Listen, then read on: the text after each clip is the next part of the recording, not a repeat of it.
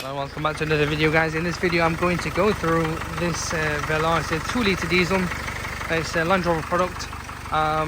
Obviously, as we know, the 2-litre diesel is not the best engine, and I highly don't recommend them at all in any way. They're one of the most useless engines. So for those that are thinking, well, I'm getting a little rattle noise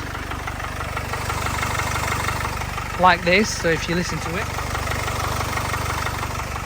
that is to do with the timing chain. They are very common for it and they're well known. It'll cost you anything about, anyway, it depends if you know them, if you know the right people, maybe $1,000, $1,200, $1,300 maybe if you know them. If you don't know them, it'll be $2 plus $2,000-ish more, a lot more, just a refurb. That's just a refurb, I guess.